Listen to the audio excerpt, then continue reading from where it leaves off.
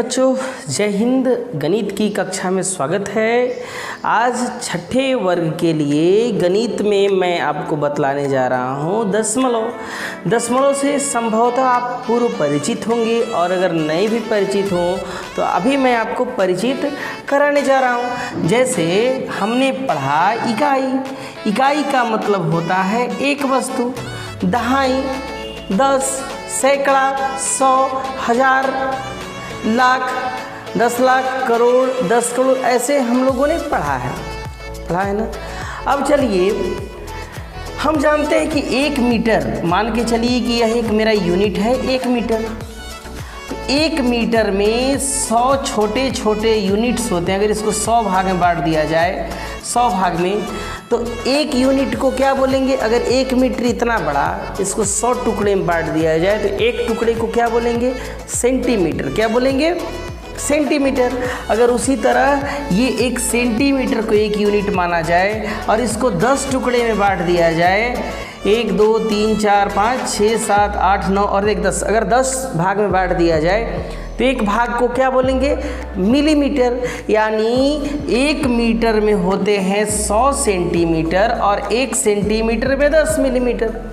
चलिए अब थोड़ा सा हम जानने का प्रयास करते हैं। दशांश। दशांश का मतलब क्या होता है? 10 भाग में 1 भाग। जैसे अगर मान के चलिए कि आपको हम अपने पास उपलब्ध राशि का दशांश देंगे, मतलब 10वां भाग देंगे। अगर मान के चलिए कि मेरे पास 200 रुपये, तो 200 का दशांश यानी 1/10 भाग, यानी आपको हम कितना दिए? 20 रुपये दिए। शतांश का मतलब होता है 100वां भाग। जैसे अगर मेरे पास 200 का शतांश कोई कह दे, यानी 1/100वां भाग, 0000 समाप्त, यानी 2 रुपये हो गए। तो दशांश और शतांश हम लोग समझ गए। अब चलिए, 2 विद्यार्थी हैं, रवि और राजू। रवि और राजू बचपन में हम लोग भी ऐसे ही करते थे। उन लोगों ने अब एक स्केल लेकर अपने पेंसिल की लंबाई मापा। तो राजू ने मापा, रवि ने, तो उसके पेंसिल की लंबाई हुई 7 सेंटीमीटर और 5 छोटे छोटे भाग यानी 5 मिलीमीटर। तो 7 सेंटीमीटर और 5 मिलीमीटर। उसी तरह रवि ने मापा और उसी तरह राजू ने मापा कि 8 सेंटीमीटर और 3 मिलीमीटर। अब अगर कोई कह दे कि इसका दशमलव के रूप में इसकी कुल लंबाई कितनी हुई राजू के पेंसिल की, और दशमलव के रूप में रवि के पेंसिल की लंबाई कितनी हुई, तो सबसे पहले हम लोगों को जानना होगा कि सेंटीमीटर का मतलब कितना होता है। तो 1 सेंटीमीटर में 10-10 छोटे छोटे भाग, जिस एक भाग को क्या बोलेंगे हम? मिलीमीटर बोलते हैं। उसी तरह 1 मीटर में 100 छोटे छोटे भाग, तो एक छोटा वाले भाग को सेंटीमीटर बोलते हैं। तो 1 मिलीमीटर कहने का मतलब कि 1 सेंटीमीटर का दशांश, 10वां भाग। तो रवि के पेंसिल की लंबाई कितनी हुई? 7 सेंटीमीटर और 5 मिलीमीटर। तो 7 सेंटीमीटर का मतलब 7 प्लस 5 मिलीमीटर, तो 5 गुने 1 मिलीमीटर। तो 7 का 7 जोड़ 5 गुने 1 मिलीमीटर का मतलब हम पढ़े हैं 1/10 सेंटीमीटर। यानी यह हो गया 7 प्लस 5/10। अगर हम चाहें तो इसको डिवाइड भी कर सकते हैं और अगर चाहें तो आसानी से हल भी कर सकते हैं।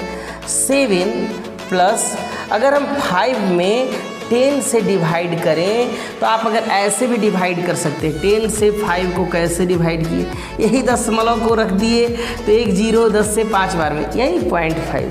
लेकिन यहाँ पर हम ऐसे करेंगे कि 5 को रख दिए, इसके नीचे 1 अगर रहे और इसके बाद 1 0 रहे तो 1 अंक पीछे दशमलव, 2 रहता 2 अंक पीछे दशमलव, तो यहाँ पर 1 अंक के पीछे दशमलव दिए और सुंदर लगने के लिए 0 बैठा दिए। यानी 5 हम इसको किस चीज़ में कन्वर्ट कर दिए? सेंटीमीटर में। क्या चीज़ में कन्वर्ट कर दिए? तो ये हो गई रवि के पेंसिल की माप। ये हो गई रवि के पेंसिल की माप। अब हम देखते हैं राजू के पेंसिल की माप कितनी हुई। तो राजू के पेंसिल की माप कितनी है, तो 8 सेंटीमीटर प्लस 3 मिलीमीटर। तो आप इसको ऐसे कीजिए कि 8 सेंटीमीटर प्लस 3 × 1 मिलीमीटर। अब हम जानते हैं कि मिलीमीटर को 10 से अगर डिवाइड कर दिया जाए तो वह सेंटीमीटर में कन्वर्ट हो जाता है। तो 8 + 3/10 यानी 8 प्लस, अब आपको 3 में 10 से भागा देना है, वही दशमलव वाला भाग। तो अगर आप भाग देने जानते हैं तो ठीक, नहीं तो अगर यहाँ पर केवल 1 रहे, इसके बाद कितना भी 0 रहे तो यह तो बहुत आसान है डिवाइड करना। 3 लिख दिए, 1 के बाद 1 0, इसलिए 1 अंक बैक ला के यहाँ दशमलव, और यहाँ पर उसको सिस्टम में बैठाने के लिए 0, अपनी मर्जी से दशमलव से पहले कितना भी 0 बैठा सकते हैं। तो कितना हो गया 8.3 सेंटीमीटर। तो ये हो गई किसकी, राजू के पेंसिल की माप। तो इस तरह हमने दशमलव का अनुप्रयोग सीखा। अगले क्लास में इसी तरह का और ज्ञान अर्जित करेंगे। तब तक के लिए धन्यवाद। अपना ख्याल रखिएगा।